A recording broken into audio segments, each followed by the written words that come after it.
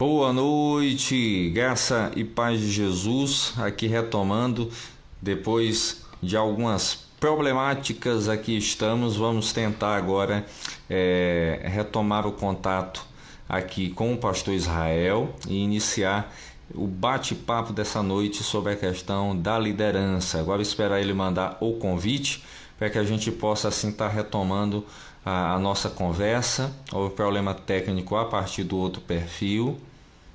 Nós vamos agora aguardar para que a gente possa estar retomando o diálogo que a gente estava ali no outro perfil.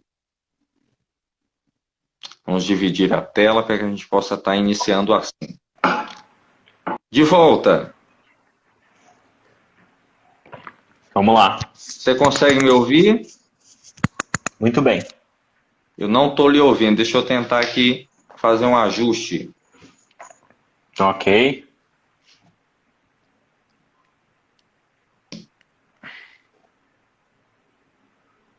Pronto, pode falar para ver se eu consigo. Agora sim. Oi, Ramon. Tá me ouvindo? Agora Beleza? ok. Pronto. Retomamos. Caiu, travou a sua imagem para mim. Não sei o que foi que aconteceu. A minha também para você travou? Aqui parece como se a sua internet tivesse caído. Pois é. E aí para mim também ficou do mesmo jeito. Mas enfim, Vamos retomando. lá. Para vocês que estão agora nos acompanhando aqui, a gente estava no outro perfil. Estamos conversando, agora estamos aqui no perfil do Conversas Teológicas, enfim, e estávamos falando sobre o tema Você Sabe Liderar. E houve um problema técnico, então você fica aí já ligado com a gente. O pastor Israel estava dando todo um panorama, estávamos dialogando sobre a questão da liderança. Então, vou tentar aqui retomar, dar pelo menos um panorama do que a gente estava conversando, para que a gente possa assim iniciar. Então, pastor Israel, retomando aqui para o pessoal que não acompanhou, a gente falava sobre liderança. A gente falava sobre liderança no mundo corporativo e no ambiente eclesiástico. E nós entendemos que deve haver um equilíbrio, porque muito provavelmente tem havido esse desequilíbrio da questão dos pastores com relação ao ministério ao estilo de Jesus e esse ministério ao estilo corporativo. O que a gente falou foi que, assim como todas as áreas da teologia cristã, esse equilíbrio funciona como diálogo, né? As áreas do conhecimento humano são ferramentas para nós analisarmos e criarmos algumas respostas alternativas, enfim, para o exercício do ministério, mas sempre norteados pela palavra de Deus, né? Então a gente viu que a teologia cristã sempre andou de mãos dadas com a filosofia, unindo a revelação divina. O aconselhamento pastoral dialoga com a psicologia, a homilética dialoga com áreas das ciências da comunicação e da neurociência, enfim, a oratória e tal. Então a gente tem sim como utilizar o conhecimento humano adquirido da universidade, mas também das práticas, né? Ou seja, grandes líderes corporativos podem sim trazer um pouco da sua experiência na liderança de pessoas, na organização e etc., para trazer alguma referência para nós. No entanto, este equilíbrio significa que tudo que nós extraímos do conhecimento humano se torna para nós uma ferramenta, mas que precisa ser iluminado e criticado pela palavra de Deus. De modo que, para usarmos bem todas as ferramentas do conhecimento humano, nós precisamos de solidez bíblica e teológica. Então, quando não há solidez bíblica, na verdade, para mim é tremendamente simples. Vai dar errado Sim. quando não há solidez bíblica e teológica. Daí a ferramenta vai se tornar um fim em si mesma, né? E não um meio para um diálogo que melhor promova uma atuação ministerial. Uhum. Uma das coisas que eu vejo é que é impossível nós nos desassociarmos dessa realidade de algumas ferramentas do ambiente corporativo. Até porque boa parte dos membros das nossas comunidades, eles estão dentro desse ambiente. Vivem, convivem. E como você falou, Eu acho que a gente muitas vezes esquece daquilo que é a base. Dá errado porque não há solidez, dá errado porque não há Bíblia, dá errado porque não tem Jesus na história. E quando Jesus não está, gera toda essa situação. E dentro dessa perspectiva, nós sempre olhamos e colocamos o contexto ali neopentecostal da coisa, como eu falava, e que se tornou. Porém, nós aqui, enquanto conservadores ou tradicionais, por assim dizer, nós ficamos um pouco para trás. Você acha que há, de certa forma, um certo preconceito? Ou é mais aquela ideia de que nós não vamos conseguir lidar mesmo, não vamos conseguir levar a nossa solidez bíblica, porque eles enviesaram para outro rumo e nós aqui estamos. Isso eu falo de uma realidade a grosso modo, não que algumas igrejas já não estejam assim, mas porque às vezes essa dificuldade de relação com essa situação. A gente tem um costume histórico já na teologia cristã, que é o seguinte: quando nós detectamos um desvio teológico, doutrinário ou prático, o que a gente faz? A gente vai para o caminho exatamente oposto. É o nosso jeito de levar a nossa crítica para aquilo que nós detectamos como erro, né? Só que isso é algo que precisa ser feito com reflexão. Eu não preciso simplesmente fortalecer o oposto contrário como resposta àquilo que eu detectei como errado, né? Então, nesse preconceito, eu acredito que isso pode acontecer na questão da liderança, mas também em outras áreas, inclusive até teológicas, até. Sim. E a gente pode perceber o seguinte, que a igreja como instituição, dentro de uma sociedade como o Brasil, ou seja, igreja que tem CNPJ, tem diretoria, tem pessoa jurídica e etc., nós precisamos de um mínimo de organização, nós precisamos de planejamento, nós precisamos saber exatamente quem nós somos, nós precisamos discernir o público para o qual nós estamos falando, nós precisamos discernir o contexto onde a igreja está localizada. Aqui a gente trabalha muito esse contexto de que nós somos, aqui falando um pouco da nossa experiência, né? Nós somos uma igreja local para o local. Isso é importante, porque nós somos uma igreja para esta cidade. Então eu preciso entender essa cidade, preciso entender as demandas dessa cidade. E nós, é claro, para fazermos essa leitura, nós precisamos sim utilizar todas as ferramentas que a gente puder utilizar do conhecimento e da experiência humana. Então, não tem nenhum problema em olharmos para modelos de planejamento estratégico, modelos de gerenciamento de pessoas, de gerenciamento de conflitos, etc., e extrairmos daí referenciais e assim por diante. Novamente, aonde que reside o problema? Quando isso substituir a orientação pastoral e missionária da igreja. Quando isso é substituído, quando isso entra no lugar da escritura e da orientação bíblica, aí a gente realmente se perde, né? Então é esse cuidado que a gente precisa ter. Se nós estivermos muito bem solidificados bíblica e teologicamente, seremos maduros o suficientes para utilizar ferramentas do conhecimento humano para qualquer que seja a área que a gente precisar atuar como igreja, né? Como é que tem sido? Vocês estão aí em Vinhedo, São Paulo, interior de São Paulo, região de Campinas. Dentro disso, como é que a Igreja Batista Água Viva, como é que vocês se posicionaram, se projetaram para tentar alcançar a cidade, para dialogar com a cidade? Como é que foi essa experiência? Como nasceu a igreja dentro dessa perspectiva e como é que ela tem sido hoje nos seus aspectos de liderança, de diálogo e de alcance? Claro, dentro do contexto, porque cada contexto é um contexto. Antes de responder, deixa eu só te dar as boas-vindas de volta, Marcão. Olha só quem está na tua live, meu amigo. Nelson Bomilcar, meu grande amigo palmeirense alviverde. Esse era o cara que você tinha que chamar aqui para falar sobre liderança, não eu. Clericalismo, vou ler, autoritarismo, verdade, Nelson, verdade, fato. Bom, a gente tem, primeiro, eu vou te falar um pouquinho como que a gente está organizado como igreja, né? Nós temos o Conselho Geral, que é composto pela diretoria administrativa e pelo presbitério.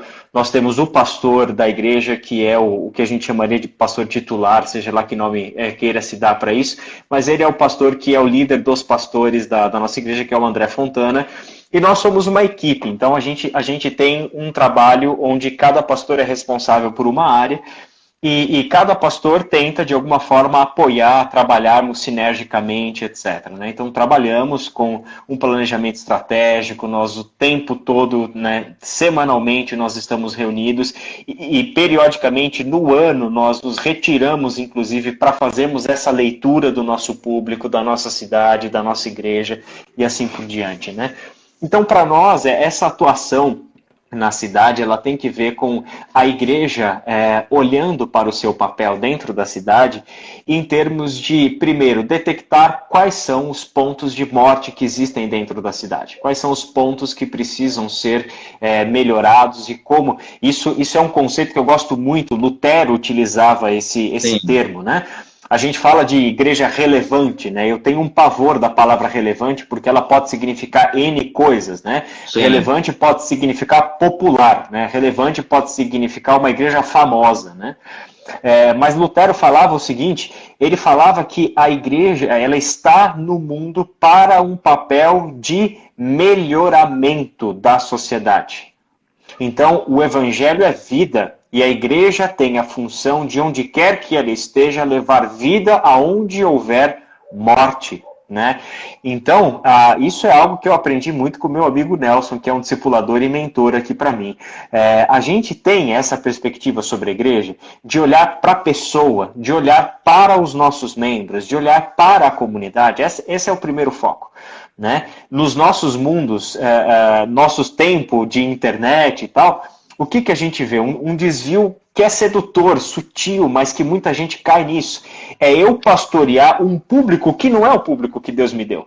Eu quero pregar e eu quero ser relevante para o público que me vê na internet. E eu me esqueço que as pessoas que estão sentadas ali, e a gente tem o privilégio de olhar olhos nos olhos, esse é o público que Deus nos deu. Então a gente toma sempre esse cuidado. Nós temos ações, por exemplo, para a internet, no entanto, nós temos o quê? Uhum. Sempre essa perspectiva. Nós estamos olhando em primeiro lugar para o meu público, para o público que Deus nos deu. Essas são as ovelhas que o Senhor concedeu para nós. E essas ovelhas, elas estão inseridas nas cidades e elas têm necessidades das mais diversas ordens. As suas necessidades espirituais, e nós estamos lá para tratar isso com o Evangelho, as suas necessidades no que diz respeito à sua vida emocional e relacional, suas necessidades físicas, financeiras, materiais e assim por diante. Então, se entendermos que o Evangelho é luz para a vida em todos os seus sentidos, para o ser humano integralmente, então nós temos esse compromisso em primeiro lugar com a nossa comunidade. É a partir daí, Ramon, que eu acho que a gente consegue alcançar a nossa cidade, né? Ser um testemunho de que forma? Essas pessoas transformadas. Né? E a visão de que a Ibaviva não é uma igreja com meia dúzia de pastores, mas a Ibaviva é uma igreja que tem 1000 e poucos pastores na cidade de Vinhedo. Né? Então nós somos enviados para uma cidade onde, a partir das nossas experiências de pequenos grupos, a partir do nosso trabalho, por exemplo, com ação social, né? Nós trabalhamos aqui já há muitos anos com uma ONG chamada Arca, que atende crianças no entreturno da escola. Né? Então, quer dizer, isso era um ponto de morte que foi identificado pela Ibaviva lá atrás, muito antes de eu chegar aqui, inclusive na Ibaviva. A Arca já existia quando eu cheguei. Quando a gente chegou para a cidade, literalmente foi isso que aconteceu. O André chegou para a prefeitura da cidade e falou: o que vocês precisam? Como a gente pode ajudar vocês? E aí eles mostraram: ó, isso aqui é um ponto que a gente não consegue, a gente precisa que alguém faça. Então, o que ele fez? Vamos lá fazer. Né? Então, quando a gente olha, por exemplo, nesse período de pandemia, o que as nossas cidades precisam? Porque a sociedade civil está precisando de um monte de coisa e o Estado não está dando conta de tudo aquilo que precisa. Então, nós temos esse papel. Onde houver uma necessidade, a igreja está lá para trabalhar. Para a perspectiva cristã, a necessidade do próximo constitui um dever para nós. Então, se olharmos dessa perspectiva, daí a gente vai conseguir fazer um negócio bonito como comunidade e como igreja. Né? Muito legal essa perspectiva, porque você traz realmente a essência da igreja. E a essência da igreja é servir. é se colocar à disposição. E enquanto nós estamos nos debatendo, claro, sobre a questão que tipo de liderança nós devemos ter, e eu vou chegar nessa perspectiva mais lá na frente, mas há um contexto básico de que eu lidero a minha própria vida e eu tenho que ser uma resposta para as demandas de dificuldade da minha casa, do meu bairro e de tudo mais. Então, muito interessante aquilo que você traz sobre essa parceria com a ONG da cidade, que é algo que a Ibaviva já, como você bem relatou, já tem bem antes da sua chegada, mas eu queria que tu falasse um pouquinho da experiência de vocês em pequenos grupos. Como é que vocês tem trabalhado isso, com essa relação com os líderes específicos de pequenos grupos aí da Ibaviva? A gente tem um pastor dedicado integralmente a pequenos grupos, que é o Caleb Ribeiro, né? O Caleb está aqui há 1 ano e quase 2 anos, eu acho já, e o Caleb é o pastor responsável pelos pequenos grupos, né? Então nós temos pequenos grupos dentro da cidade de Vinhedo e em cidades vizinhas, né? Como Valinhos, Louveira, Jundiaí, são cidades próximas aqui, nós temos pequenos grupos espalhados por essas cidades. Para nós o pequeno grupo é o que na verdade é o coração pulsante da igreja, né? Nós não queremos ser uma igreja centrada no domingo, né? Nós queremos ser a igreja relacional, então desenvolvemos 6 valores, né, que nós encontramos aí no pequeno grupo, né? O acolhimento, a instrução, o ensino, a oração, a comunhão, o pastoreio mútuo, enfim, valores que nós queremos tratar na comunidade como um todo. E o pequeno grupo para nós, principalmente nesse período de pandemia, a gente estava conversando inclusive hoje sobre esse assunto, né? Que nós temos na mão uma oportunidade maravilhosa que nos foi dada nesse período de fortalecer ainda mais pequenos grupos, né? Porque se tem uma coisa que a gente vai ter que se acostumar como igreja é a interação online, mas também grupos menores se reunindo, né? Então nós precisamos fortalecer pequenos grupos. Para nós, fortalecer pequenos grupos significa constituir liderança, né? Então isso significa que nós temos a responsabilidade de preparar esses líderes que sejam capazes de olhar para os seus pequenos grupos como a sua comunidade, como a sua igreja imediata, né? Como as pessoas que estão no seu convívio, e a experiência de igreja dessas pessoas não é num ajuntamento de 500 pessoas, mas a experiência de igreja dessas pessoas é naquele grupo de relação onde um olha nos olhos do outro, um cuida do outro, um ensina o outro e assim por diante, né? Então esse desenvolvimento nos dá a responsabilidade, a tarefa, né, de muito bem preparar líderes de pequenos grupos. Em que sentido? A preparação, primeiro, do líder. Então, a gente trabalha com um programa de formação de liderança cristã, né? A gente tem um programa que dura 1 ano para os nossos líderes da igreja. Então, funciona como? Nesse programa, a gente não está trabalhando em formar na mente das pessoas conteúdos para que ela possa ensinar às outras. Nós estamos olhando para a formação da pessoa. Então, a gente costuma ensinar que o nosso curso é um curso de formação e não de informação. Nós não queremos te dar informações, nós queremos formar vocês. E a gente trabalha 4 aspectos, que é a identidade dessas pessoas, em primeiro lugar como discípulos de Cristo. Então, para nós, fundamental que o líder cristão se identifique em primeiro lugar como discípulo de Cristo. E tudo o que é derivado de um discípulo de Cristo, né? A mentalidade de servo, a mentalidade de que nós somos chamados para desaparecer nesse mundo, é o sal jogado nesse mundo, cuja função é preservar, é conservar, é dar o sabor, etc. Mas o sal, quando você joga na comida, ele some, né?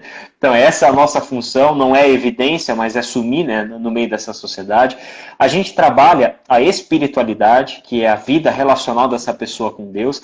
A gente trabalha a consciência ética dessas pessoas, então a ação do cristão no mundo, e a gente trabalha a missão, né? Então são os 4 aspectos que a gente trabalha com os nossos líderes nesse programa de formação de liderança, né?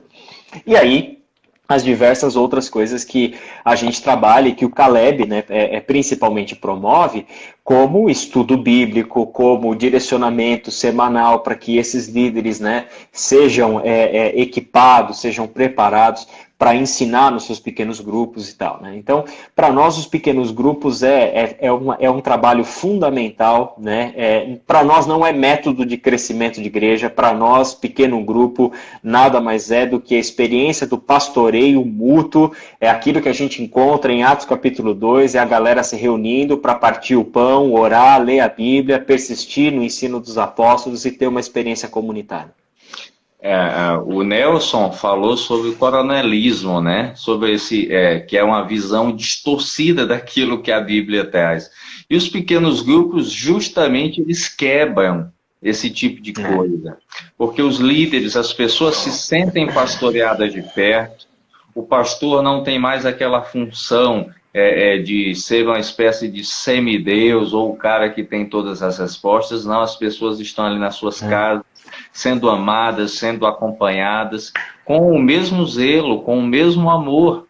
Então, acho que isso é muito importante, para quebrar esse estilo de igreja que ainda permanece muito vivo, como nós falávamos, no meio neopentecostal, mas também no meio histórico. No meio histórico, há muitos coronéis em várias igrejas por aí, que a gente vê que esse aspecto, até por muitos, é admirado, mas que tem uma capacidade de estrago gigante dentro da Igreja de Cristo. Dentro disso, nós falamos sempre de conflitos. Falar de igreja também é falar de conflitos. Na sua experiência, como é que você lida com conflitos de ordem, às vezes de liderança, de líderes de pequenos grupos, de líderes de ministério? Como é que você trabalha muito essa questão? Porque um líder, de fato, ele é um gerenciador de conflitos. Como trabalhar essa perspectiva? Eu confesso para você, Ramon, que quando chega muito conflito para mim, eu mando tudo para o André e para o Caleb. Eu falo, conversa vocês aí. A minha área é outra, a minha área é educação cristã. No entanto, cara, o que eu posso te falar, Ramon? Na verdade, o conflito é a ferramenta de trabalho, é o objeto de trabalho, na verdade, do ministério pastoral, né? Sim. Então, a gente precisa pensar que a nossa existência nesse mundo é uma existência conflituosa, né? A realidade da crise é a realidade do humano no mundo, a condição humana é crise. Então, quando a gente olha para essa perspectiva, na verdade, tudo o que nós fazemos como igreja é trabalhar em meio ao caos e meio ao conflito, né? Sim. Então, a gente gosta muito de refletir sobre o texto de Paulo, quando ele escreve para Tito, que ele fala, olha, a razão de eu tê-lo deixado em Creta foi para que você botasse em ordem tudo mais e tal, né? Nós temos como igreja uma função, primeiro, pacificadores, nós somos pacificadores, nós somos pessoas que somos enviadas por Cristo Jesus ao mundo como agentes de reconciliação. Então nós sempre, em tudo o que nós fazemos como comunidade cristã, trabalhamos sempre para haver reconciliação. Então, para nós é fundamental trabalharmos com essa orientação bíblica, com essa perspectiva muito clara de que, como igreja cristã, o que fundamenta o nosso trabalho pastoral como um todo, não o trabalho de um pastor, mas a missão pastoral que a igreja exerce no mundo, né? Isso ser fundamentado em uma teologia da reconciliação. Então, isso para nós é sempre fundamental, é inegável, né? Agora, existem sempre aqueles conflitos que, biblicamente, a gente vai ver que a gente precisa saber dosar as nossas expectativas com relação às pessoas, né? Conflitos que, infelizmente, a maior parte do nosso tempo, muitas vezes, é gasta por causa de conflitos e resolvendo conflitos de pessoas. Eu tinha um professor do seminário que ensinava o seguinte pra gente. Ele falou, vocês estão aqui estudando teologia, enchendo a cabeça dessas coisas maravilhosas, desses altos voos teológicos, mas quando vocês chegarem na realidade do ministério, vocês vão perceber que 90% do tempo de vocês não vai ser reflexão teológica profunda, 90% do tempo de vocês vai ser resolvendo conflito, né? Então a gente precisa lidar com isso o tempo todo. Esse é um ponto que eu também acho legal, Ramon, a gente abrir a nossa espaço na nossa gente, no nosso estudo, e trabalhar um pouco com a psicologia comportamental, com gerenciamento de conflitos. Acho que tem muito curso legal, muita coisa boa aí para dar para nós algumas ferramentas, de novo, né? Desde que sejam ferramentas, né? Sim. Usadas a partir de uma solidez bíblica e teológica. Muito bem colocado. Eu acho que, de certa forma, falando a grosso modo, pegando a base da educação cristã, que é a área que você desenvolve, boa parte dos nossos seminários, eles têm uma dificuldade, isso eu estou falando aqui basicamente da minha região, na formação da área de gerenciamento de conflitos. O aconselhamento pastoral, que é uma das disciplinas, acaba sendo muito superficial, porque nós acabamos preparando os pastores basicamente para apenas exporem as escrituras ali no púlpito, mas não preparamos esses pastores, primeiro, para ter uma boa reflexão teológica, porque se logo eu tenho uma boa reflexão teológica, eu tenho também uma boa palavra, uma boa visão de como resolver esses conflitos. Claro que cada pastor tem a sua área de atuação e tem uma forma melhor de lidar com isso, mas a gente vê uma defasagem e um preconceito, como eu falava, de pastores, de teólogos, de estudarem algumas áreas da psicologia, claro, fazendo sempre o parênteses que você diz, não permitindo que essas áreas norteiem, sejam a base da nossa vida, mas sendo ferramenta. E eu acabo vendo que a gente perde muito, e aí as pessoas vão sempre migrando para outros lugares, buscando um amparo psicológico, às vezes podendo o pastor não ser um psicólogo, mas ter uma bagagem ali para poder ajudar. Então, eu acho que é isso, é algo que a gente precisa rever, né? Sem dúvida nenhuma, sem dúvida nenhuma. A gente precisa ter essa sensibilidade, como a gente vinha dizendo, né? O discernimento do nosso público, né? Quem são as pessoas que Deus colocou para que nós as pastoreássemos, né? Então, essa perspectiva do nosso público é fundamental. Nós começamos aqui domingo uma série na nossa igreja, Ramon, cujo título é Livremente. A gente tem trabalhado aí com essa perspectiva de que nós estamos vivendo em um período de pandemia, onde além do vírus que ataca a nossa saúde física, comprovadamente nós já temos diversas pessoas sofrendo diversos males, né, transtornos na sua saúde mental, né? Então são pessoas que estão ansiosas, preocupadas, entrando em quadros avançados de depressão, o consumo de álcool, né, é algo que subiu absurdamente no nosso contexto. Então a gente percebe que a igreja ela precisa ter essa perspectiva, ela precisa ter esse olhar de qual é o ensino bíblico necessário para aquele momento, para aquele contato. Então essa série basicamente a gente está trabalhando o tempo todo com o diálogo entre a psicologia e a fé cristã, entre a Bíblia e a instrução, o que das ferramentas, né, que trabalham com a mente humana, com a psique humana, o que a gente consegue olhar para essas ferramentas e descobrir nelas uma orientação que nos ajude a ler o nosso público, a ler o nosso tempo, a ler as pessoas que nós estamos pastoreando, né? Isso é uma tarefa necessária para o pastor, né? É aquilo que a gente fala, Barth falou isso, John Stott falou sobre isso, que o líder cristão, que o pastor cristão, ele precisa o tempo todo estar com a Bíblia e o jornal do dia, né? É essa perspectiva, nós precisamos estar atualizados, não só com as notícias, mas também com as diversas áreas do conhecimento humano que a gente não pode parar para pensar, verdade, Marcos, até indicando livros, isso a gente faz bastante, a gente não pode parar e perder de perspectiva de que todos nós somos criados por Deus, a sua imagem, conforme a sua semelhança. Ele nos deu uma mente capaz de adquirir conhecimento, capaz de pesquisar, capaz de construir ciência. Então nós não podemos perder isso de vista, né? Nós não podemos achar que a fé está isolada da razão e que se tem uma pessoa com transtornos, manda para o psiquiatra para o psicólogo porque ela não... Você sabe que a gente descobre em muitos casos que pessoas estão tomando remédios, mas não trataram, até são equilibradas, encontram lá o equilíbrio da química cerebral por meio da medicação. No entanto, o problema, a raiz do seu problema não vai ser tratado, porque aquela raiz de problema é tratado no gabinete pastoral, no aconselhamento, com a instrução bíblica, né? Então nós precisamos disso, sem dúvida nenhuma. Tem razão.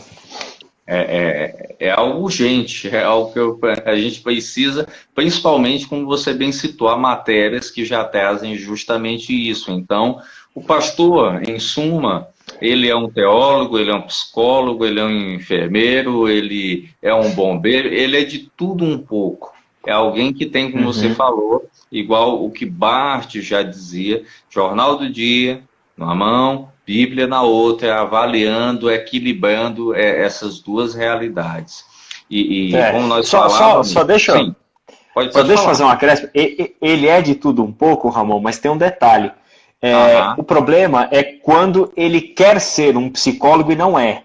E a gente tem que tomar cuidado com isso. Lógico. Né? Por quê? Porque o pastor, se ele não é formado em psicologia, então ele não é psicólogo. Então ele tem que tomar cuidado para não avançar em um campo que não é o dele. Isso. E o pastor, ele precisa ter conhecimento e discernimento necessário para saber até que ponto aquilo é só aconselhamento pastoral, Bíblia, oração e etc.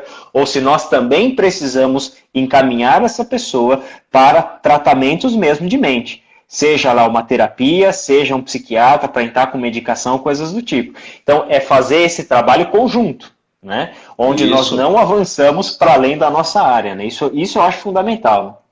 Isso. Algo que você está citando é justamente importante porque aquele que compreende essa questão da liderança, ele compreende também a sua área de atuação, ele não vai além.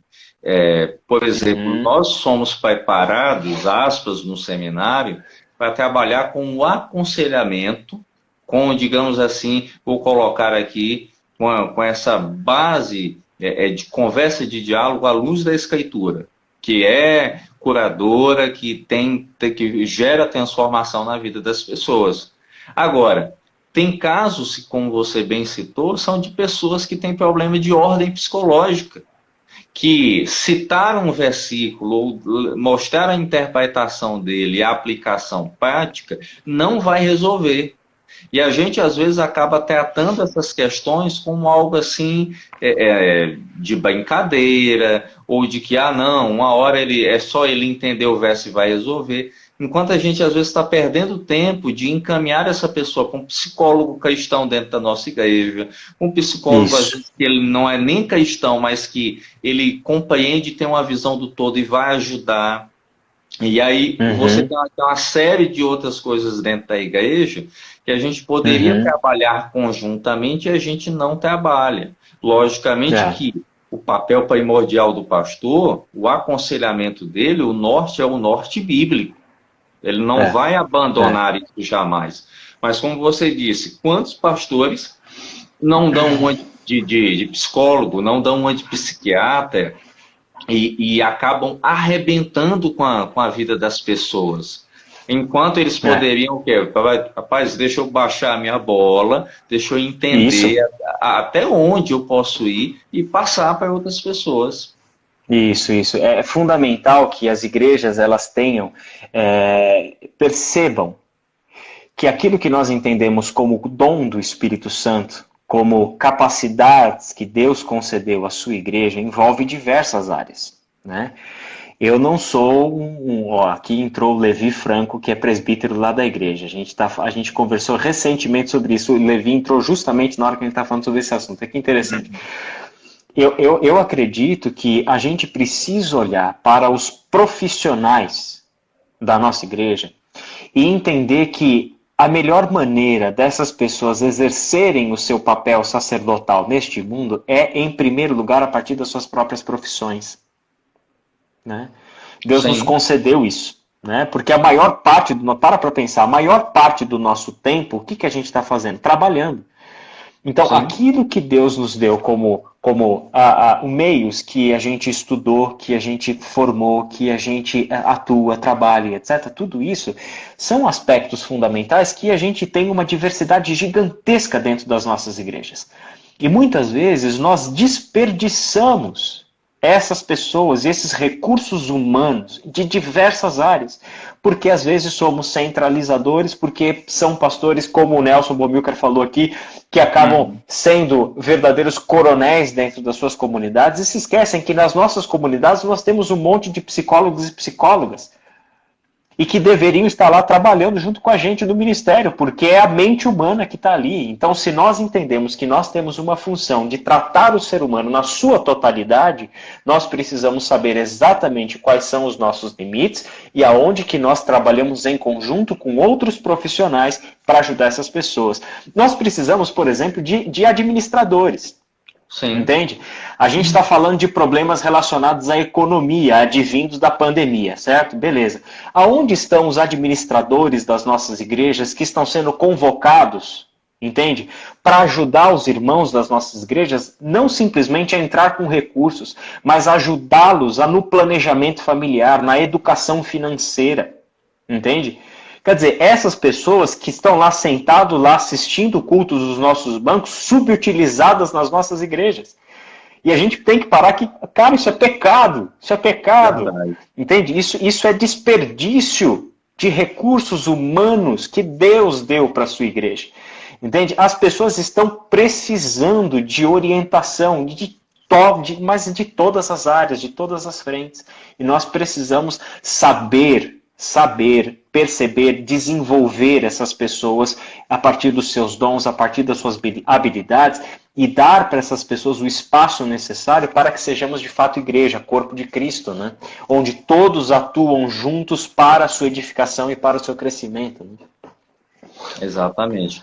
Às vezes a gente acaba vendo que muitos pastores nessa linha centralizadora, sei lá, com medo de perder espaço, com medo de ser ofuscado, não entendem justamente a multiforme graça que Deus nos dá a partir do corpo de Cristo. Então, o cara é um administrador, o cara é formado nisso, tem um mestrado, tem um doutorado, mas o pastor que não é formado nisso, e não tem nenhuma noção, ele quer dar uma palestra, ele quer orientar a igreja nisso. E aí as pessoas dizem, não, mas o pastor é um administrador. Sim, ele é um administrador de questões eclesiásticas. Mas existem outras áreas, a administração econômica da igreja, que você não pode tomar para si e simplesmente dizer, eu vou fazer. E aí você tem uma pessoa que ela já entra de certa forma e ela fica meio que travada. Ela até pensa, mas eu poderia aplicar isso na minha comunidade.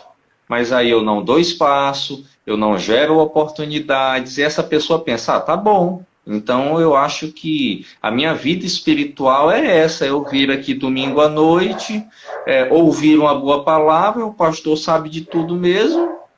Então, assim, enquanto nas nossas igrejas tem pessoas que estão lá fora, trabalhando para valer, a gente vai ver depois, tá na TV, está na internet desempenhando um baita papel, e aí vem aquela pergunta, às vezes, de um irmão, ou de alguém que não é irmão, usado por Deus, dizendo, pastor, por que aquela pessoa não desempenha o mesmo papel que ela desempenha secularmente dentro do nosso ambiente?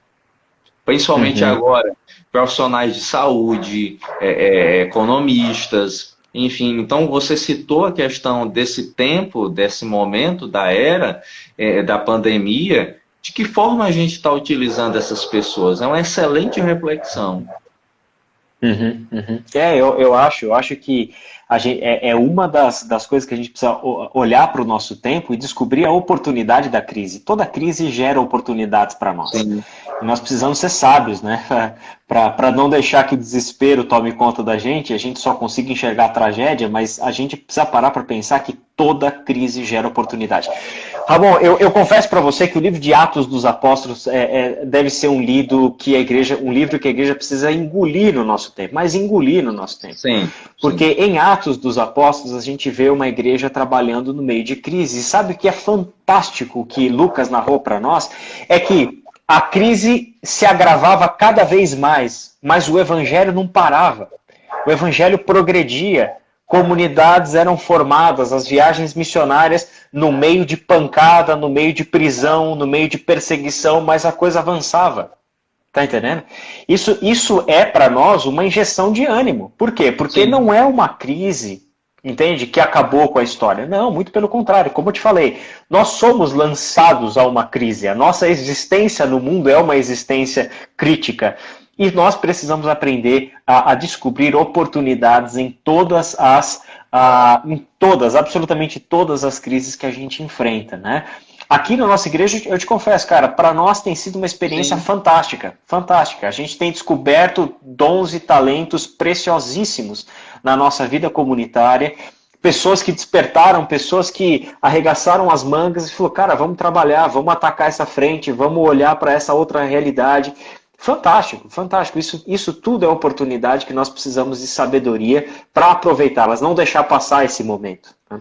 Exatamente. Às vezes a gente está no momento da crise, eu acho que o grande líder, ou aqueles que são líderes, eles olham as crises como oportunidades. E aqui eu não estou fazendo nenhum merchandising ou frase de efeito no mundo corporativo, não. É como você colocou, é olhar para a questão bíblica. A igreja diante da perseguição, a igreja diante de tudo aquilo que era terrível, ela cresceu, ela se reinventou, ela se reposicionou, dons e talentos explodiram, e eu acho que é o momento da gente mostrar para a nossa comunidade, nós, enquanto pastores, sermos líderes inspiradores, que inspiram as pessoas a descobrirem aquilo que elas têm de talento. E aí sim eu creio que a gente vai ter uma comunidade mais aos olhos de Jesus. E por falar em Jesus, como é que você enxerga a igreja brasileira hoje dentro dessa perspectiva? É uma igreja que na sua liderança, na sua avaliação enquanto teólogo, ela tem mais se aproximado, se espelhado nesse modelo de Jesus, que é o modelo servidor, que é o modelo que nós estávamos discutindo de descentralização, ou é uma igreja mais, como o Nelson falou, dos aspectos do coronel, dos aspectos dos resultados? A gente precisa ser muito pé no chão quando a gente faz essa avaliação, né? E a primeira coisa que eu costumo dizer quando me fazem essa pergunta é, em primeiro lugar, não existe igreja brasileira. Não existe. Isso é uma nomenclatura porque é o seguinte, eu não posso pensar que a Igreja Batista Água Viva de Vinhedo está representada, por exemplo, naqueles caras que compõem uma bancada evangélica em Brasília. Entende? Ou nas igrejas que vendem feijão mágico. Tá entendendo? Sim. A gente não está falando da mesma coisa. Não estamos pregando o mesmo evangelho, não estamos seguindo o mesmo Deus. Então é difícil quando a gente fala de igreja brasileira, porque as pessoas tendem a colocar todas as coisas num pacote só e falar isso aqui é a igreja brasileira. Não, não é. Existe uma diversidade muito grande. E quando a gente olha para esses cenários, a gente vai encontrar sim coisas que são degradantes para quem Paulo escreveria uma carta semelhante à que ele escreveu para os Gálatas. Isso aí é outro evangelho, isso aí não tem nada a ver com o evangelho da graça pregado por Cristo e tal. Então isso está muito claro para nós. Agora, existem outros modelos de igreja que, claro, precisam ser revistos, né? Estão presos no seu passado, fizeram com que as suas tradições deixassem de ser uma memória bonita e motivadora para se transformarem nas suas prisões e nas suas cristalizações históricas, sem ter essa renovação, né? Eu gosto muito do Tim Keller, em Igreja Centrada, ele fala exatamente isso. Ele fala que a igreja é sempre chamada para essa reflexão, né? Então nós não podemos ser uma igreja que a cada geração quer reescrever a Bíblia e reescrever o Evangelho. Entende? Ou seja, nós temos uma tradição, nós temos que saber olhar para essa tradição, entende? Assim como nós também somos chamados a olhar para frente, né? O Ziel Machado, com quem eu trabalho lá no Seminário Servo de Cristo, ele usa essa imagem que eu acho muito bonita do teólogo. Qual é o papel do teólogo? Ele está dirigindo o carro. E quando eu estou dirigindo o carro numa autoestrada, o que eu estou fazendo? Eu estou olhando para frente, aquilo que eu vejo pelo para-brisa, mas o tempo todo eu tenho que olhar para o retrovisor também. Eu não olho somente o que eu estou vendo na frente, eu olho o que ficou para trás. E aí, quando a gente olha para trás, a gente descobre uma tradição bíblica fantástica, uma tradição espiritual fantástica. A gente lembra dos missionários, que às vezes a gente está aqui criticando igrejas históricas tradicionais, só que a gente não faz ideia dos perrengues que esses homens e mulheres passaram para que hoje tivesse evangelho aqui, que nós fôssemos salvos. Entende? Então a gente tem que olhar isso com muita cautela, né? Sermos claros e pé no chão na nossa crítica. E de um modo geral, naquilo que é de fato aonde a gente quer chegar nessa pergunta, a gente olha assim, um cenário que é uma igreja que a gente não consegue entender exatamente o que é essa igreja, o que eles estão fazendo e que Deus que eles estão servindo e tal. Mas por outro lado, Ramon, a gente tem tentado sempre olhar para um outro aspecto que a palavra de Deus nos chama para olhar. É que no meio dessas confusões, onde falsos mestres, falsos líderes, falsos ensinos, isso não é novidade para nós. Isso o Novo Testamento já alertava a gente, já estava presente lá. Então isso não é novidade para nós. Então isso sempre vai estar com a gente precisa lidar com isso. Quando Paulo se despede dos Efésios, lá em Atos, capítulo 20... verso 28 para frente, ele se despede dos irmãos de Éfeso, onde ele passou 3 anos lá ensinando o evangelho para aquele pessoal, e naqueles 3 anos de ensino do evangelho, ele conclui dizendo o seguinte: olha, permaneçam firmes, vigiem, porque depois da minha partida, lobos ferozes penetrarão no meio do rebanho, e do meio do próprio rebanho surgirão aqueles que tentarão perverter vocês, levar vocês para um outro lado. Então, estejam alertas, vigiem. Então, isso para nós é algo que sempre vai estar lá. Agora, aonde, Ramon, que a palavra de Deus nos chama para olhar? O que exatamente nós devemos olhar? É a graça de Deus, que apesar de todas essas tragédias de líderes cristãos e de igrejas que se dizem cristãs neste nosso mundo, neste nosso Brasil, apesar de tudo isso, a graça de Deus tem alcançado cada dia mais pessoas. A graça de Deus tem trabalhado. Quando a gente olha para essa perspectiva, a gente olha ao redor e a gente vê igrejas fantásticas surgindo, fazendo um trabalho sério com Deus, sendo, sim, luz e sal nos seus contextos. Então a gente precisa olhar para isso, a gente precisa perceber que no meio disso tudo existe o joio, existe o trigo, existe o falso, existe o verdadeiro. A gente vai ter que sempre lidar com isso. Mas os nossos olhos, para mim, precisam sempre estar voltados para o que Deus está fazendo. Porque caso contrário, a gente vai olhar mais para as obras de Satanás do que para as obras do Evangelho. E nós somos chamados para seguir o líder que é Cristo. Então vamos para onde ele está indo. Né? Vamos seguir na direção, vamos atrás, vamos dar as mãos para essas pessoas que estão fazendo aquilo que de fato é a vontade do nosso Deus. Né? Uma das coisas que eu vejo é que nós somos líderes que estamos liderando num período nunca visto na história. Creio que nenhum de nós aqui vivenciou uma pandemia, uma crise como essa. Ninguém. Então, eu acho que é tudo muito novo. Mas como você colocou, o exemplo de Jesus, a igreja unida, a igreja que não se corrompe, a igreja que não se vende, eu acho que essa é a igreja que é a resposta que de fato nós devemos ser para a sociedade. E eu tenho orado bastante nesse sentido, para que cada comunidade reencontre o seu significado e faça desse significado, a partir de si, a esperança viva para essas pessoas. Muitas vezes a gente não tem essa dimensão, porque como você bem falou, nós não nos sentimos representados pela bancada que ali está em Brasília, porque é uma bancada que representa interesses escusos, interesses que, de fato, nada tem a ver com o Evangelho. Uma ou outra vez se tem uma pauta que é de comum acordo. Nós estamos vendo que o nosso senso de liderança, de alguma forma, muitos líderes evangélicos, está associado ao que alguns estão chamando de religiosidade política, uma religiosidade política. E aí eu te faço até uma pergunta: como a gente pode trabalhar com tranquilidade, como é que a gente deve agir quando nós percebemos que algumas lideranças dentro da nossa comunidade acabam se enviesando politicamente? Aí eu estou dizendo aqui, tanto para um extremo como para o outro. Como é que a gente deve trabalhar isso? A gente tem que ensinar a verdade do Evangelho. A gente tem que ensinar para as pessoas, Ramon, que nós não somos chamados por Deus para nos comprometermos com um ou outro. Nós não somos chamados por Deus para vestirmos uma camisa partidária ou ideológica. A igreja precisa exercer no seu mundo, neste mundo, uma função profética, e para isso ela precisa ter uma isenção profética. Quando a gente olha para o Antigo Testamento, a gente percebe isso. Os reis, a maior parte dos reis de norte e de sul fizeram o que desaprova ao Senhor, certo? Os profetas entraram com uma crítica duríssima com relação a esses reis, que exerciam, que foram lá, são autoridades, porque dessa autoridade é derivada, ou seja, a autoridade de rei pertence a Deus. Deus é rei.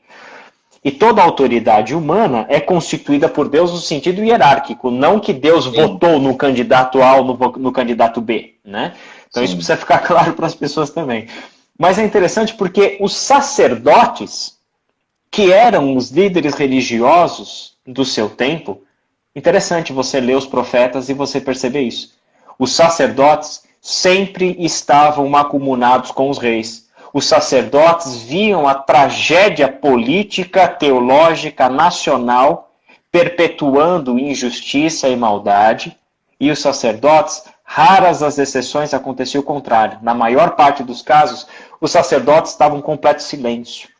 Quem é que se levantava para acusar, para denunciar e chamar ao arrependimento? Os profetas. Eles exerciam essa função. Isso significa o que para nós? Que para nós que estamos vivendo uma realidade onde o reino de Deus já chegou na pessoa de Jesus Cristo, e a comunidade dos discípulos de Jesus é a comunidade daqueles homens e mulheres que vivem sob o governo do grande rei. Essa comunidade é uma comunidade que tem uma voz profética nesse mundo, não apenas naquilo que fala, mas em como vive. É uma comunidade que é profética na sua própria existência. Ela vive em uma atitude profética. Ela vive em obediência a Deus. Se você viver em obediência absoluta a Deus, você já é um ato profético nesse mundo. Entende? A santificação da igreja é um ato profético, é a denúncia pelo pecado. Né? É a denúncia do pecado. Interessante você ver como é que Isaías percebeu a sua pecaminosidade, quando viu santidade. Então, quando viu a santidade do Senhor, é que ele percebeu o quanto era pecador. A igreja precisa ser isso. Ela precisa ser profética. Como? Vivendo em obediência ao Evangelho. Para viver em obediência ao Evangelho, eu preciso ter isenção. Eu não posso estar fechado com este, fechado com aquele, achando que a minha ideologia é melhor do que a do outro. É claro que todos nós temos uma orientação política. Sim. Seja direita, esquerda, centro, centro-direita, centro-esquerda, todos nós podemos ter uma orientação política. Eu tenho a minha orientação política. Eu tenho os candidatos nos quais voto, tá entendendo? A questão é, eu primeiro preciso que o reino de Deus seja a verdade crítica para o meu próprio pensamento e para a minha própria ideologia. Então, o que a gente vê na queda de braço que está estabelecida no Brasil são pessoas que olham para os seus posicionamentos ideológicos e partidários, ou sem partido, e acabam fazendo com que este pensamento se torne uma verdade absoluta. É incapaz de refletir biblicamente sobre os seus próprios posicionamentos. É incapaz de fazer uma autocrítica.